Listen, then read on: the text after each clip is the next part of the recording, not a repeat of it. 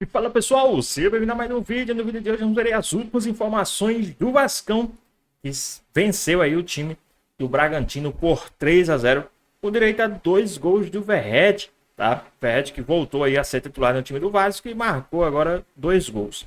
Ficou interessado e quer saber as últimas informações, tudo que a mídia está falando a respeito dessa vitória do Vascão e muito mais? Então assiste esse vídeo até o final. Mas antes peço que vocês comentem aqui embaixo a cidade e o estado de onde vocês estão falando. É muito importante para nós sabermos de onde é a nossa audiência. Quero mandar aqui um salve em especial para a galera de Natal, Rio Grande do Norte. A galera também aí de Abreu Branco. Quero mandar aqui também um salve em especial aqui para a galera de Nova Cruz, Rio Grande do Norte. Eu digo a vocês que o Rio Grande do Norte aqui está em peso, né? Aqui no nosso canal. Um abraço especial para a galera de Espírito Santo, a Picum, Açu, tá bom? Quero mandar também um abraço em especial para a galera de Brasília, Distrito Federal. E aí, quer receber um salve no próximo vídeo? Então comenta aqui embaixo a cidade e o estado de onde vocês estão falando. A gente vai mandar um salve aqui no próximo vídeo. E agora, sem mais enrolações, bora pro vídeo. O homem tá embrasado! Ele tá feliz! Olha as canjicas dele, Vene. Engraçado que eu achei que era você que ia mostrar as canjicas hoje, não? Não, eu não. Hoje não. Pelo hoje contrário, é a vez dele. Muita gente achou também. Eu também achei. Lucas Pedrosa, o que falar do seu Vascão, Lucas Pedrosa? A máquina. A máquina. O time do momento. O líder do retorno. O colossal Clube de Regatas Vasco da Gama. Se preparando para a Copa do Brasil. Eu espero que chegue lá sim. Ai, me dá até medo, Vene. Tá aqui, jogando muito cedo, até entendeu? lá muita coisa acontece. Tá muito cedo, cara. Falta um mês e meio. É muito cedo, mesmo muita coisa muda no futebol, entendeu? Mas, falando sério, eu acho que o Vasco fez um grande jogo contra o Red Bull Bragantino. Eu acho que, principalmente na fase defensiva, apesar do Vasco ter feito 3 gols, do Vasco ter vencido por 3-0, que é um placar sonoro, principalmente jogando fora de casa, contra o Red Bull Bragantino, que vive uma fase bem ruim no pós-Copa, mas é um time organizado, é um time que, tanto é que faz parte da primeira parte da tabela do Campeonato Brasileiro. Eu acho que o Vasco ontem fez um jogo muito maduro, equilibrado, que era uma coisa que eu sempre buscava cobrar do Fernando Diniz. Com a bola, o Vasco sempre jogou bem com o Fernando Diniz, sempre criou oportunidades, sempre teve ótimos jogadores que conseguiam fazer o Vasco também abrir o placar ou marcar gols. Defensivamente, essa equipe, principalmente antes dos reforços, ela tinha muita dificuldade de conseguir segurar jogos, ela tinha muita dificuldade de ter uma postura defensiva boa e ontem o Vasco deu uma aula na fase defensiva. Tanto no primeiro tempo, depois do gol do próprio Verratti, e não é coincidência, cruzamento do Lucas Piton, gol do Verratti de cabeça, uma coisa que a gente já viu diversas vezes, aconteceu de novo, não foi de cabeça, mas foi um gol que o Verratti completou ali, e aí a bola entrou, eu acho que resta pouca dúvida daquele lance ali, o Cleiton vai pegar a bola lá dentro, gol do Vasco.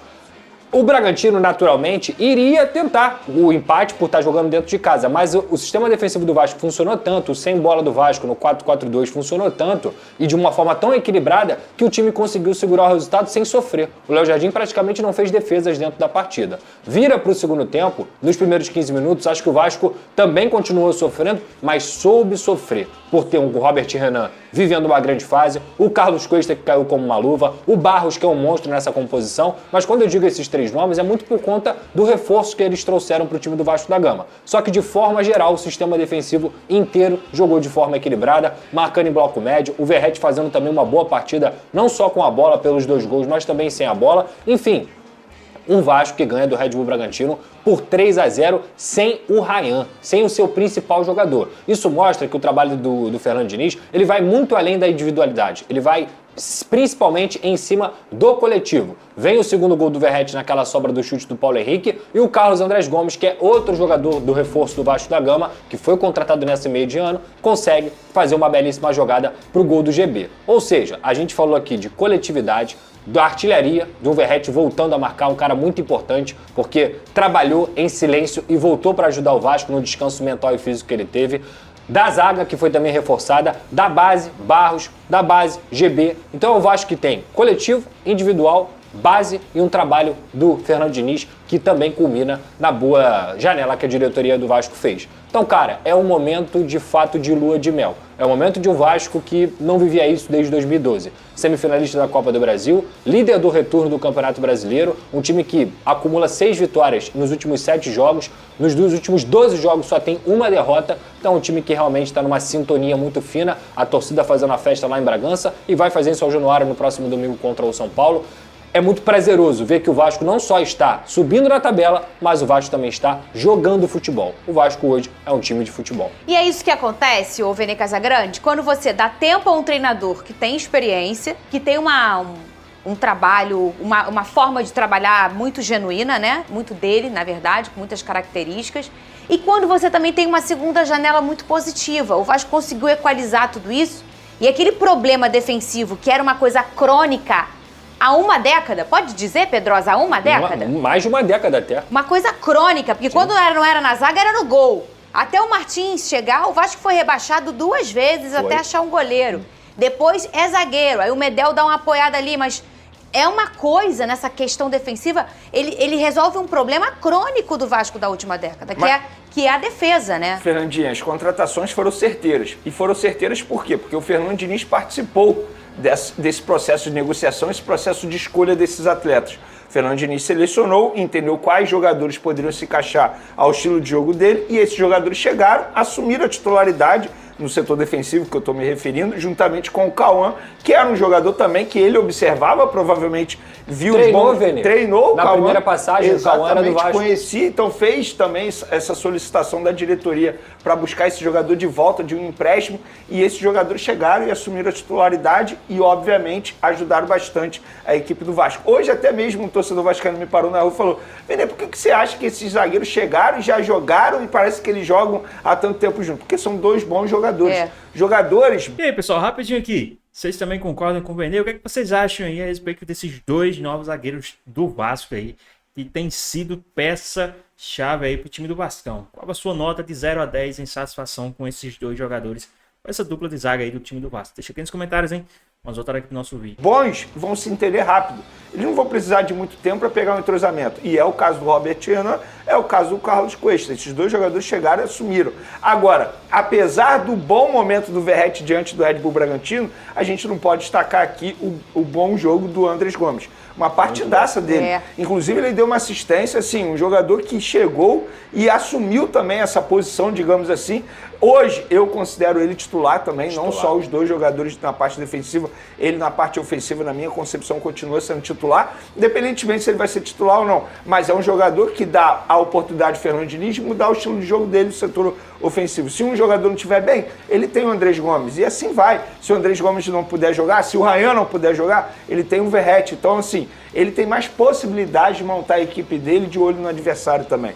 Antes ele não tinha. Então foi uma janela de transferência certeira, obviamente méritos da diretoria e méritos também do Fernando Diniz, que selecionou esses jogadores, e esses jogadores já chegaram e já estão dando conta do recado. Mas o Gomes realmente é uma coisa diferente, hein, Pedrosa? Ele é o tipo de jogador que ele vai te irritar algumas vezes, que ele vai dar um tapa a mais, que ele vai prender um pouco mais a bola, mas justamente esse também é o ponto positivo dele, porque ele é um garoto intuitivo. Aquela bola que ele leva ali pro final, todo mundo achava, inclusive o zagueiro do Red Bull Bragantino, que ele ia levar para segurar, para fazer tempo, porque o Vasco estava com 2-0 no placar. E não, ele vai em direção ao gol, que é uma coisa que o Fernando Diniz pede muito. Não interessa de quanto a gente esteja ganhando, a gente tem que tentar fazer gol até o final. Então você já vê também o Fernando Diniz influenciando positivamente nesse colombiano. O cara tem 22, 23 anos, muito bom jogador, o Carlos Andrés Gomes. E quando o Vene cita sobre selecionar, eu acho que é muito importante essa palavra, Vene. Porque não adianta você contratar um jogador, por mais que ele seja bom jogador, se ele não se encaixa no seu estilo de jogo. E o Carlos Cuesta e o Robert Renan foram selecionados a dedo pelo Fernando Diniz. Esse cara aqui, ele compõe exatamente o que eu quero como estilo de jogo. O Carlos Andrés Gomes é outro. Sabe qual foi o argumento que o Fernando Diniz utilizou para poder contratar o Carlos Andrés Gomes? Que inclusive foi uma escolha diretamente do Admar Lopes. Eu vou fazer o que eu fiz com o Arias com você. Vou fazer você chegar à seleção colombiana. Ele convence o jogador. Ele convence o jogador. E o cara fala assim, opa, esse cara realmente fez o Arias estar na Premier League hoje e chegar na seleção colombiana. E esse cara vem pro Vasco por conta da conversa com o Fernando Diniz. Então assim, tudo que ele tá conversando e conversou com esses atletas tá acontecendo dentro de campo. O Vasco tem chance de ganhar o título. O Vasco hoje é um time que joga um futebol muito brilhante dentro do Brasil. E esses caras abraçaram a ideia. Que é uma coisa que a Fernanda deixou muito claro também. Quando abraça a ideia, meu camarada, é muito difícil segurar. É muito difícil segurar. Porque às vezes o treinador é até bom, mas não dá liga. Em alguns, por uma questão de ambiente. E a gente vê que o Diniz tem uma identificação forte com o Vasco. Ele tem uma relação muito positiva, né? E a forma até dele ter sido escolhido pelo presidente Pedrinho, numa hora que ninguém estava acreditando no Vasco, no Pedrinho, todo mundo começou, o quê?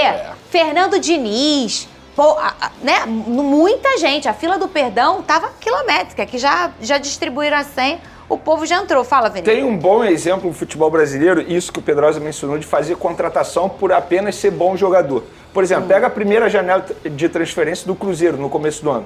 Eles fizeram várias contratações, vários bons jogadores, só que eles não analisaram se aquele jogador se encaixaria no perfil de jogo do Cruzeiro. E deu o que deu. Vários jogadores não foram aproveitados, inclusive já até saíram. É o caso agora do Vasco. O Vasco fez contratações, poucas contratações, mas contratações que foram selecionadas pelo seu treinador por entender que esses jogadores se encaixariam no perfil de jogo que ele atua atualmente no Vasco da Gama. Então isso é importante demais. Não adianta você contratar apenas por ser bom jogador. Sim.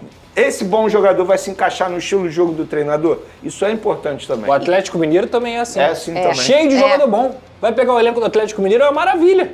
Só que tem coerência de trabalho naquilo ali? Não. Matheus França chegou Inclusive muito bem. um deles, Dudu, foi pra lá. Exato. Foi pro Cruzeiro, depois foi pro Atlético E Mineiro. a mistura é, além disso tudo, de você ter, tipo, as trocas de treinadores de uma forma incessante, e aí o cara vem, escolhe um jogador, vai embora, o jogador fica.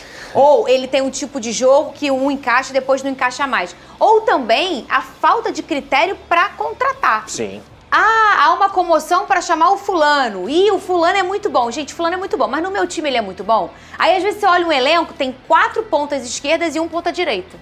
Tem 4 zagueiros de pé esquerdo e nenhum de pé direito. Aí você fala, gente, qual foi o critério pro povo escolher esse pessoal? É o quê? É a moda do baralho. Entendeu, Vene Casagrande? Que acontece muito. Depois de ver sua maior seca de jogos sem marcar, a gente falou aqui, talvez seja a pior marca do Verratti na sua carreira, né? O Verratti garantiu 2 gols ontem e briga pela artilharia do campeonato. Foi mais uma vez decisivo, né, meninos? Tá aí, ô Pedrosa e Vene, você de casa, artilheiros do futebol brasileiro em 2025. Eu tô falando do Brasil inteiro, todas as competições. O Verratti tem 26 gols. Geralmente a gente vê aqui algum time do Nordeste, porque como lá Tem a Copa do Nordeste, e aí depois vem pra cá, e aí o Nordeste no Campeonato Brasileiro e às vezes também Sul-Americana e tal, a gente vê geralmente no Brasil assim. Tá aí o Verratti em primeiro, o Flaco Lopes em segundo, com 3 gols, que pra artilharia, gente, essa é uma diferença grande, tá? O Caio Jorge com 20, o mesmo número de gols do Germancano e do Arrascaeta, que isso aqui também é um absurdo, né? Os números do Arrascaeta para a sua própria carreira, detalhe, né? Nessa lista aí, só ele. Verratti e Cano são 2 jogadores que teoricamente vivem uma fase ruim na temporada. E mesmo assim estão aparecendo aí na lista de top 5. Só o Arrascaeta é meia. Exato. Só o Arrascaeta é E meia. o que torna mais impressionante o número dele. Agora, só o Arrascaeta é meia, mas a gente tem 2 caras da antiga Da aqui, antiga. Pedrosa. A gente fala aquele típico camisa 9. O Cano precisa de uma bola, um toque na bola para fazer o gol. Ele é fazedor de gol. E o Verratti, idem. Ainda mais quando a duplinha dele, que é o Lucas Piton, aí eles têm minutagem juntos. Porque aconteceu, eu até comentei aqui, o Piton volta, começa, e o Verratti entra e o Piton sai. lembro É. disso. Se lesionou. Né? Eles estavam voltando juntos, mas não estavam encontrando. tendo minutagem. E aí agora, deixa os dois sentarem no restaurante pra bater um papo, ô Pedrosa. Cara, assim, é o que eu falo, eu já não acredito em tantas coincidências no futebol. Acho que o futebol tem a ver com trabalho, com o dia a dia, com conversa, com entrosamento. Rapidinho aqui, pessoal. Vocês acham que o Verratti merece ser titular no próximo jogo? Ou vocês iriam com o Ryan novamente? Ou vocês colocariam os dois no ataque? A gente já viu que não deu certo os dois juntos, né? Mas agora nessa fase, quem sabe? Na sua opinião, entraria com o Ryan, colocaria o Verratti no segundo tempo? Ou vocês iriam com os dois ou iriam com o Verratti? Qual é a sua opinião? Deixa aqui nos comentários, hein? Vamos voltar aqui pro nosso vídeo. O caso do Verratti e do Piton, aí que eu não acredito mesmo, não tem coincidência, gente. O Piton joga, o Verratti faz gol. Isso. O arco e a flecha, o tempo inteiro. E ontem foi a mesma coisa. Você falou sobre o primeiro toque, os 2 gols do Verratti foram em um toque só. Tanto o gol que ele faz o primeiro, quanto no rebote no segundo. Então é um cara que merecia essa volta por cima, é muito trabalhador e estava sentindo muito esse momento também. Foi importante, ainda bem que o Fernando Diniz entendeu que ele precisava ser preservado e ele volta do jeito que a gente precisava, do jeito que a gente sempre falou aqui. Não descartem. Não tratem com Sim. desrespeito, porque é um jogador de calibre. E tá aí o Verratti ajudando o Vasco E novamente. a gente vê, ele volta a marcar a comoção da comissão, da galera do Vasco. Isso mostra o carinho que todo mundo tem com ele. E como ele é importante também, Vene Casagrande, internamente, Pedrosa já trouxe essa informação várias vezes. Ele é um cara de liderança, ele é um cara que, por muitas vezes, a gente viu o Vasco patinar, ele vai lá e bota a cara. Quantas vezes já viu ele puxando elenco, tirando o elenco de campo? Enfim, ele é um cara que tem muita liderança. Talvez o mais líder aí do Disparado. Ele é o cara que as pessoas olham e falam assim, é o nosso líder, é o nosso capitão. Dos mais jovens aos mais velhos. E isso é importante e fundamental para você ter um processo positivo com todas aquelas características que a gente fala aqui no programa, para um time estar no topo, ter uma liderança dessa dentro do vestiário com o jogador é muito importante, Vene. A gente observa isso na atitude dele, por exemplo, quando o Vasco estava vivendo um péssimo momento na temporada, era ele quem botava a cara para dar entrevista.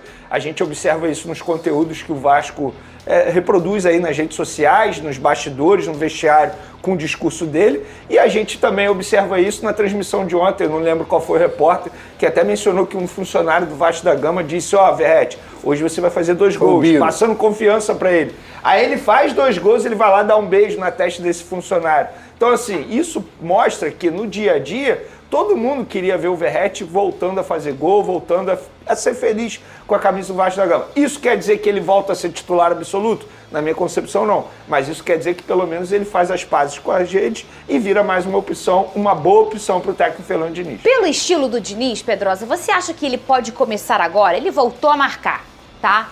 E aí tem o Ryan jogando tudo. Você acha que ele pode levar em consideração o adversário e começar a usar o Vasco de forma diferente? Eu vou dizer, eu não acho que o Diniz tem esse perfil. Mas você acha que ele pode começar a ser mais flexível e passar a ser assim? Fernanda, o Diniz, quando se pergunta sobre o Verratti, inclusive o Verratti no banco, ele fala o seguinte, o Verratti é titular do Vasco. Ele é titular do Vasco. Assim como o Andrés Gomes é titular do Vasco, o Ryan é titular do Vasco, o Nuno é titular do Vasco. Então eu acho que assim, pro jogo contra o São Paulo no domingo, eu duvido muito que ele vai mexer naquilo que estava dando certo. Que era o Ryan, Nuno, Andrés Gomes e Coutinho. Até porque o Vasco tem um poder maior de marcação quando joga dessa forma e também de desmarque, de envolvimento, digamos assim, jogando em casa. Mas eu também não duvido que no jogo que ele achar que o Verratti tem que jogar, ele vai colocar o Verratti e não quer saber de nada. E tá tudo bem, porque essa é a grande característica de um grande elenco, é você ter opção. Acho que o mais importante pro Vasco hoje, manter no segundo tempo aquela inconsistência que a gente falava bastante, no segundo tempo o time morre. Isso não tem acontecido mais, porque ele tem opções no banco. Ontem entrou o David, entrou o Matheus França, entrou o GB. Que inclusive fez gol. Revelação, joia, já não é mais o Ryan. O Ryan é uma realidade. O Ryan tá pronto. O GB que agora tem que ser encarado como uma joia, como uma revelação. O Barros tem que ser encarado como uma revelação. Então, quanto mais opções o Fernando Diniz tiver, melhor. Acho que o Verratti tem que ser titular contra o São Paulo? Acho que não, tem que voltar o Ryan. Mas o Verratti tá ali pronto para ajudar e que luxo ter o Verratti no banco. Olha isso, ontem o Vasco chegou à 4ª vitória seguida. É a 2ª vez desde 2012 que isso acontece. Olha a arte aí na tela, você até falou, o melhor momento depois de 2012. 4 vitórias seguidas do Vasco. 2012, Vasco 1-0 no Botafogo, Vasco 1-0 no Atlético Goianiense, Vasco 1-0 no São Paulo, Vasco 2-0 no Santos. 2024, Vasco 2-0 no Fortaleza, 2-1 no Internacional, 2-0 no Corinthians, 1-0 no Atlético Goianiense. Isso aqui não foi ali na reta final? Foi com o Rafael Paiva, foi julho. Ah, tá. Julho e agosto. Depois daquela estreia com o São Paulo, não? Foi perto dali. Foi ali, perto não foi? dali. Foi. Que aí o Estrela jogou a beça, minha memória tá falhando, não. Foi por ali, né?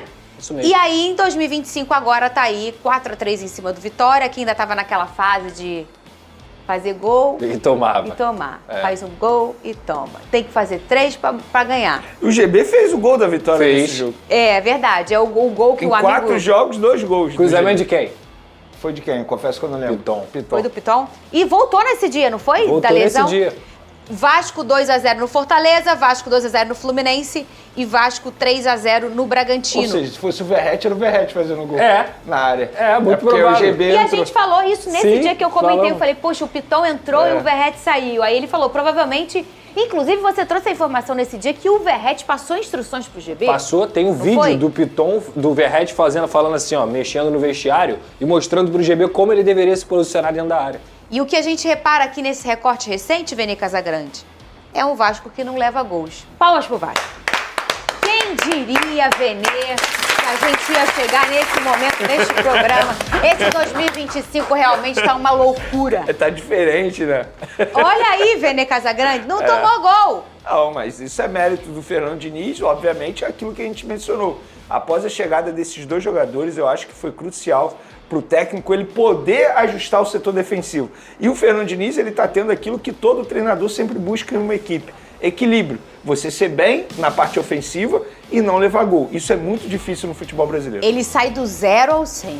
Ele sai do tenho que tomar 3 gols para ganhar, para não tomo nenhum gol. Isso não é uma coisa assim, tomei um gol, agora não tomo mais. Ele sai do 3 pro 0. Isso é Fernando Diniz. Quem também falou a respeito da vitória do Vascão foi o pessoal aí do Puxeta, novo programa da ESPN. Vamos dar uma olhadinha em tudo que eles falaram, que tá bem interessante aí. Tudo que eles falaram a respeito dessa sequência de vitórias do time do Vascão. O trem bala da colina. Nossa. Porque o Vascão foi a Bragança Paulista, abriu a geladeira, sentou no sofá, comeu lá o sanduíche de linguiça de Bragança e fez 3-0 no Bragantino fora de casa. O dinizismo chegou e o lateral da nossa seleção brasileira, o Paulo Henrique, falou. Vamos ouvir o Paulo Henrique. Cara, um momento muito legal para todos nós.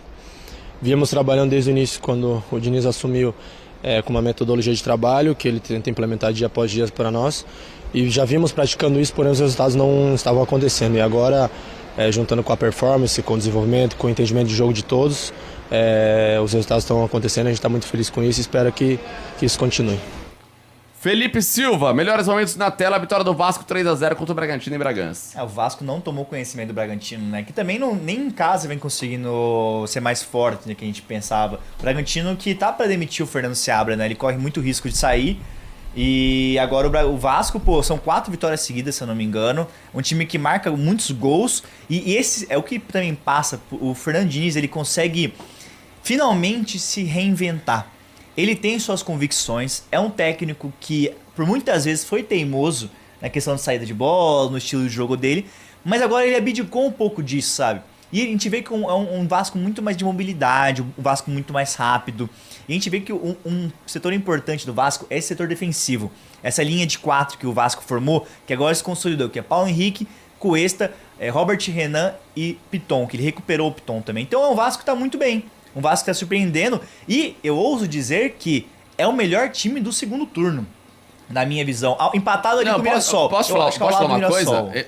Você não acha o Vasco, junto do Palmeiras e do Mirassol, são os 3 melhores pontuadores do segundo turno. 23 pontos. O Vasco só está na segunda posição do retorno porque tem 3 gols a menos de saldo que o Palmeiras. Mas Palmeiras, Vasco e Mirassol, os 3 fizeram 23 pontos no retorno. É um time que vem encantando e é até legal que ontem na vitória, o Verratti marcou 2 gols. E era um cara que estava há muito tempo sem balançar as redes. E a torcida pegando muito do pé dele. E aí você vê como você não pode descartar um cara desse, que é o jogador no futebol brasileiro com mais gols na atualidade, no 2025. Você vê como não dá pra descartar. Você não tem o Ryan, aí você joga com o Verratti, que ele marca 2 gols e entrega. Foi 3-0, 2 gols dele, cara. Então você não pode descartar um jogador. O Diniz ganha opções, né? Porque ele tava no banco, porque ele não vinha de uma boa fase. Aí ele coloca o Ryan. Você não tem o Ryan, o cara entra e faz 2 gols. Ou seja, você pode voltar a contar com ele. Você pode olhar pro banco e falar assim, cara, vem que você vai resolver também de novo. E um ponto interessante do Vasco, justamente que o Felipe comentou, é a defesa. Terceiro jogo seguido sem tomar gol, com a dupla Cuesta e Robert Renan. E a gente tem que destacar na defesa também que foram jogadores trazidos pelo Vasco no meio do ano. Sim. Então a gente vê como essa janela do meio do ano cada vez ela se torna até mais importante que a janela do começo do ano. Que você consegue, no meio do ano, trazer jogadores para suprir suas carências, para resolver problemas do elenco. E concordo, o Vasco é o time que hoje tem o melhor momento do Campeonato Brasileiro, pela sequência, pela estabilidade, pela relação com a torcida também. O jogo anterior do Vasco com o Maracanã lotado contra o Fluminense tem toda essa ligação. E é interessante a gente ver tanto o Vasco quanto o Diniz passarem por isso, que foram 2 personagens do futebol brasileiro sempre muito questionados. Sim. Um por as suas convicções e o Vasco por todos os seus problemas administrativos, financeiros.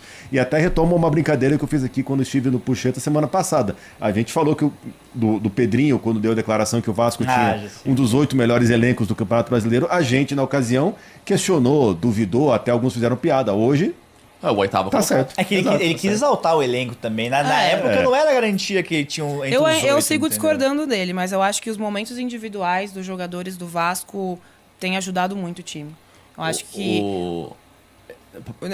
o Diniz demora um pouco pra engatar, né? Ele tem um estilo de jogo que até ele conseguir passar pros jogadores, até com que ele faça que todos os que Não estão é de ali fácil absorção, né? entendam, demora um pouco. E aí quando ele consegue, realmente funciona. A gente já viu isso em exemplos em outras equipes do Brasil. O meu único senão com o Diniz é porque o Felipe falou assim, eu tô vendo o Diniz, né, entregando, tô vendo o Diniz se reinventando. Eu não sei se a gente tá em 2025, 24, 23, 21, porque todo ano a gente ouve isso, né? Ele começa um trabalho, ele demora pra pegar porque requer um processo, aí o processo pega e aí ele emenda uma sequência positiva, né? Ele teve uma sequência positiva no São Paulo, foi campeão da Libertadores com o Fluminense. E aí, pessoal, o que vocês estão achando aí dessa sequência do Vasco, desse trabalho do Diniz agora? Diniz que realmente demorou um pouco para ingressar aí a vitória, derrota, e agora parece que o dinizismo, né, encaixou aí no time do Vasco. O que vocês acham? Deixa aqui nos comentários, hein? Vamos voltar aqui pro nosso vídeo. E aí, em todos os times que ele tem isso. E aí, depois, de repente, vem uma queda brusca num momento que você não estava esperando. Vem uma derrota em casa para um time que não estava no script. E o divisor de águas hoje do Diniz, que tem só uma derrota nos últimos 10 jogos, isso tem que ser dito, é a Copa do Brasil contra o Fluminense. Sim. E eu acho que hoje, para mim, o Vasco chega ali com 55, 45 contra o Fluminense. Até pelo último passar. confronto, né? Você estava Último dizendo, então, confronto. que o trabalho de Diniz tinha prazo de validade.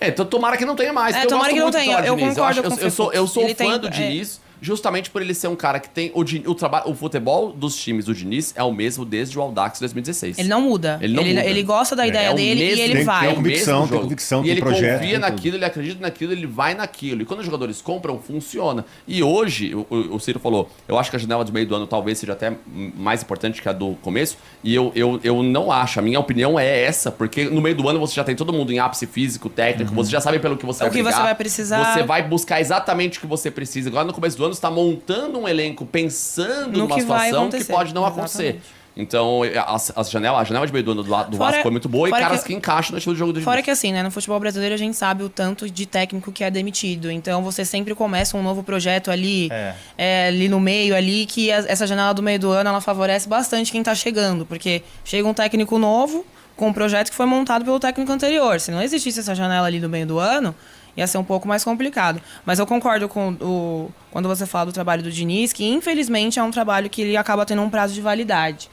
E a gente tenta entender ali o que acontece, se é mais interno, se é o elenco que ele não consegue ter na mão, se é alguém que machuca, ele perde uma peça importante e acaba desmontando o que ele tem no time, mas geralmente acaba tendo um prazo de validade ali. Eu acho que ele tá sendo mais flexível agora, um pouco nas suas ideias. Eu acho que isso que dá uma cara nova pro Vasco. Porque senão a gente fica muito preso naquele Diniz de sempre. E eu acho que o que tem muito, que passa muito por isso é a relação dele com a diretoria também. Porque o Pedrinho sempre foi muito fã do Fernando Diniz. Ele sempre mostrou que queria muito trabalhar com ele. E quando você tem um respaldo nos bastidores, é muito diferente quando você tá minado. Então você foi lá, ele indicou as contratações e o time encaixou. É isso que é legal de ver. Perfeito. Galera do TikTok, muito obrigado, hein, pela audiência incrível de vocês. Não se esqueçam de continuar deixando aí os likezinhos, clicando na tela, um montão aí, ó, pra dar um montão de coraçãozinho pra gente. Pessoal do YouTube, obrigado. A Luciana Conceição tá por aqui, falou, para de zicar o Vasco. Não, a gente tá... A gente gosta do Vasco. Respondendo, ó, vascaínos, vocês podem se animar com algo a mais? Pode. Pode. Deve, Vamos inclusive. Deve. Tem dois lugares, no Brasileiro e na Copa do Brasil. Sim. O Gustavo, você falou do Verratti, e o Gustavo falou, e gols com o pé, né? Porque o Verratti é o melhor cabeceador em atividade no futebol mundial e fez gols com o pé. Jucimar Nogueira tá aqui também, ainda falando do Gustavo Gomes. O Maurício Chalem tá aqui, o Celso Moura, o Adriano Santiago, o Ranieri, o Bruno Kignel. O Bruno Kignel, ele mandou mensagem pra mim no Instagram semana passada, e ele falou assim, Fefux, fala meu nome durante puxeta, só que eu só vi depois do programa. E aí hoje ele mandou, Fefux, por favor, não esquece de falar meu nome hoje. Pronto. Bruno Aí, Kignel, um beijo no seu coração. Obrigado, viu, pela sua audiência maravilhosa. Você é demais. E o Pedro Henrique, que é vascão, também está conosco. Dá pra, assim, na lata, né? Dá pra cravar que o Vasco, ele é... Hoje, segunda-feira, se o jogo da Copa do Brasil fosse hoje, O Vasco é favorito do passado Fluminense? Com certeza. Sim. Até porque no último encontro fez 2-0 com tamanha autoridade. Acho que isso é um E grande foi cartão agora, de né? visita. o Foi jogo. recente? Foi recente. Foi o semana jogo. passada. Eu acho que. Assim, Hoje, segunda-feira. Hoje, segunda-feira, agora sim. sim. Difícil é falar em dezembro, depois de acabar o brasileiro. Porque e tal. é isso, Tem é que ver, né? muito Exato. longe a final. É muito longe a final. Infelizmente, o Afinal, futebol vai passar a ser o jogo que fecha o fecha o calendário Exato, brasileiro. O que não tem empolgado também, apesar do Fluminense ter vencido a última rodada, é um futebol bem pobre assim do Fluminense em campo. Eu não acho que o Zubeldia tem feito grandes contribuições pro Fluminense. É um time que a gente vê muita falta de qualidade, falta algumas peças de refino. Não é criativo. Eu acho que passa também muito pela ausência do Ganso no meio de campo. Porque quando você tenta substituir com a Costa, às vezes com o Soteldo, você vê que eles têm uma certa qualidade, mas não tem um passe, por exemplo, pro Cano que precisava, pro John Kennedy, pro Canóbio. Então o Fluminense ele não vem encantando, mas vem garantindo alguns pontos, que faz respirar e não lutar contra o rebaixamento. Pois bem, pessoal, tá aí mais um vídeo, né? O Vasco que venceu aí o time do Bragantino por 3-0. Uma baita vitória do time do Vasco. O Vasco hoje é o 8º colocado com 42 pontos, né? O Vasco que vem aí de 4 vitórias consecutivas. Lembrando que o Vasco vai ter agora uma sequência de jogos aí, né? Com times ali que estão brigando. O Vasco agora vai enfrentar o time do São Paulo domingo, né? Vai enfrentar aí o time do Botafogo na próxima quarta, fora de casa. Volta a jogar em casa contra o time do Juventude e vai enfrentar o Grêmio fora de casa. O Grêmio também vem embalado, né? Então o Vasco vai ter algumas sequências aí até chegar os 2 jogos da Copa do Brasil, que é no dia 10 de dezembro e 14 de dezembro. Mas, e aí? O que vocês acharam dessa vitória do Vasco, esses gols do Verratti, né? O Verratti que estava em baixa, né? E agora com o Ryan, que tomou o segundo cartão amarelo, cumpriu a suspensão, e o Verratti assumiu aí a titularidade, né, nessa partida e mostrou que quando se precisa dele, né, mostrou que aquele tempo que ele passou no banco ali deu certo, e agora o Verratti voltou a marcar gols. Mas e aí, vocês acham que o próximo jogo contra o time do São Paulo, o Verratti deve ser titular ou deve permanecer no banco, ali o Ryan continuar sendo titular? O que é que vocês acham? Ou se encaixa ali Ryan e Verratti?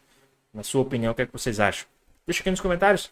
Então é isso, espero que vocês tenham gostado do vídeo. Deixe seu like, comente aqui embaixo, ative o sininho de notificações quando aqui no canal. Já se inscreva para não perder os próximos vídeos. Tamo junto, é nóis e até a próxima. Fui!